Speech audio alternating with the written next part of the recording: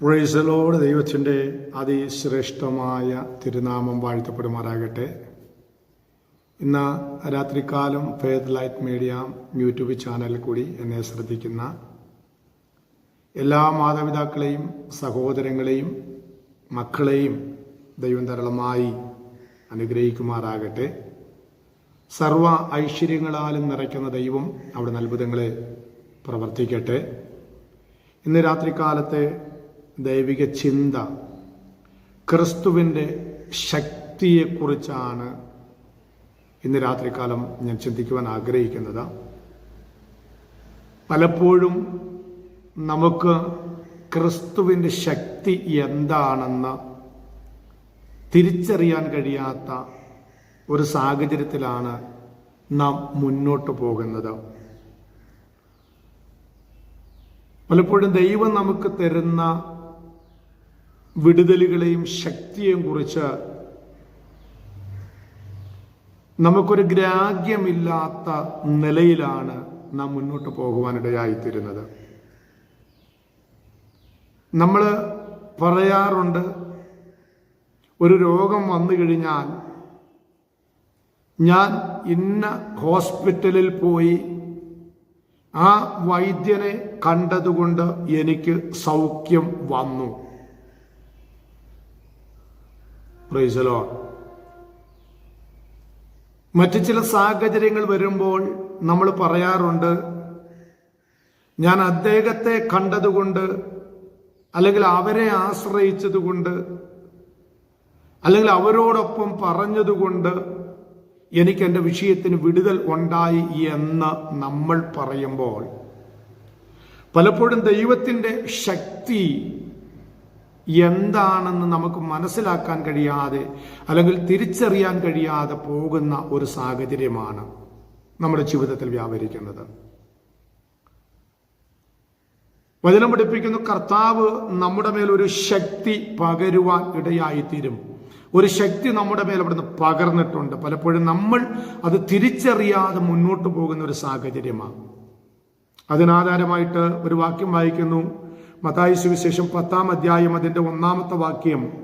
അനന്തരം അവൻ തൻ്റെ 12 ശിഷ്യന്മാരെയും അടുക്കൽ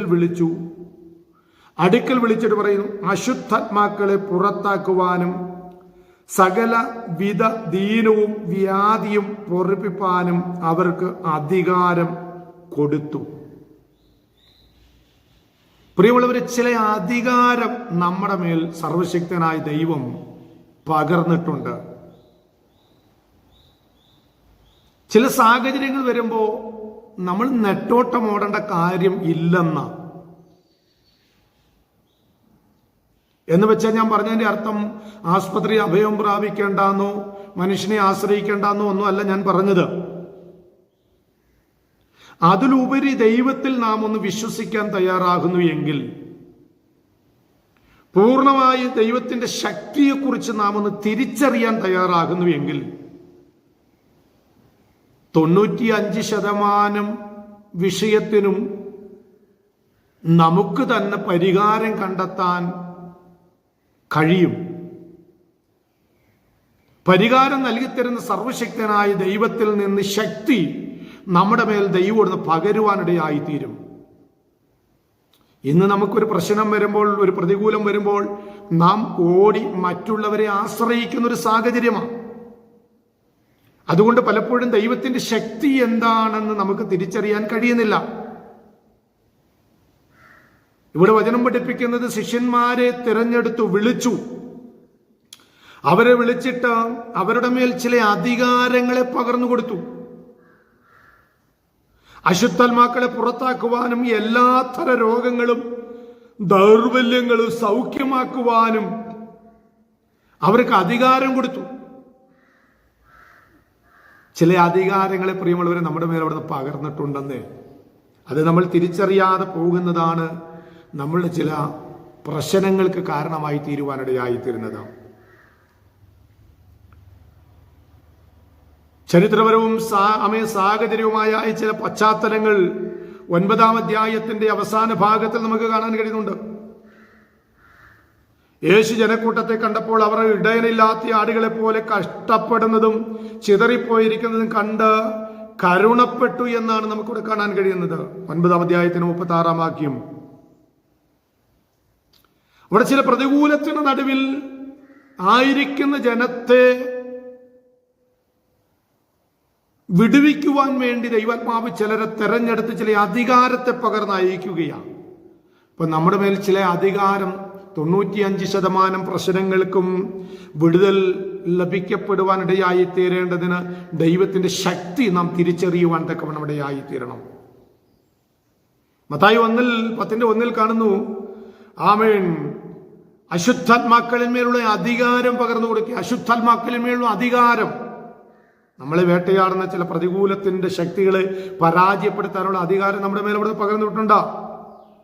ദുഷ്ടശക്തികൾ മേൽ ക്രിസ്തുവിന് പൂർണ്ണ അധികാരമുണ്ട്. ആ അധികാരം നമ്മുടെ മേൽ പകർന്നിട്ടുണ്ട്. അത് നാം പ്രയോഗിക്കുവാനിടയായി തീരണം. സർപ്പങ്ങളെയും തേളികളെയും ശത്രുവിന്റെ സകല ശക്തിയെയും ചവിട്ടിമതിക്കുവാൻ ഞാൻ നിങ്ങൾക്ക് അധികാരം തന്നിരിക്കുന്നു. ചില രോഗത്തെ, ചില പ്രതികൂലത്തെ, ചില വേദനകളെ, ചില നിരാശകളെ ചവിട്ടി മെതിക്കുവാൻ ദൈവം നമുക്ക് അധികാരം തന്നിരിക്കുക. തേള് കുത്തുന്നത് പോലെയുള്ള വേദനയുടെ അനുഭവങ്ങൾ, നീറ്റലിന്റെ അനുഭവങ്ങൾ, ശത്രുവിന്റെ ചില ശക്തി, ഉയരത്തില്ല എന്ന് വാദിക്കുന്ന ചില ശക്തി, ആമേൻ, സർപ്പങ്ങളുടെ ചില വിഷം ചീറ്റൽ പോലെയുള്ള ചില പ്രതികൂലങ്ങൾ, ജീവിതത്തിൽ അനുഭവിക്കുന്ന ചില പ്രതികൂലങ്ങൾ, അതിനെ ഉടച്ചു മാറ്റുവാൻ, അതിനെ തരണം ചെയ്ത് ജയിക്കുവാൻ ദൈവാത്മാവിന്റെ ശക്തി നാം ഒന്ന് തിരിച്ചറിഞ്ഞ് പ്രാർത്ഥിക്കുവാനിടയായി തീരണം. നാം ഒന്ന് തിരിച്ചറിഞ്ഞ് പ്രാർത്ഥിക്കുവാൻ തയ്യാറാകുമ്പോൾ ദൈവാത്മാവ് നമുക്ക് വേണ്ടി അത്ഭുതങ്ങളെ പ്രവർത്തിക്കുവാനിടയായി തീരും. ഒറ്റവാക്യം വായിക്കുന്നു, ഫിലിപ്പിയ ലേഖനം 4:13, എനിക്ക് ശക്തി നൽകുന്നവനിൽ ഞാൻ സകലത്തിലും മതിയാകുന്നു എന്ന് പറയുന്നത്. ശക്തി നൽകുന്ന സർവശക്തനായ ദൈവത്തിൽ മതിയാകുന്നു ഞാൻ, എന്നെ തന്നെ ഏൽപ്പിച്ചു കൊടുക്കുവാനിടയായി തീരുന്നു എന്ന് അവിടെ വെളിപ്പെടുത്തുവാനിടയായി തീരുന്നു. അങ്ങനെയെങ്കിൽ പ്രത്യാശയിൽ ദൈവസനെ സമർപ്പിച്ചു കൊടുക്കാം. നമുക്ക് നൽകി തന്നിരിക്കുന്ന അധികാരത്തെ ഒന്ന് സർവശക്തനായ ദൈവത്തിൽ ഏറ്റെടുത്ത് പ്രത്യാശയിൽ നിലനിൽക്കാം. ദൈവം നമ്മെ അനുഗ്രഹിക്കുമാറാകട്ടെ. സ്തോത്രം.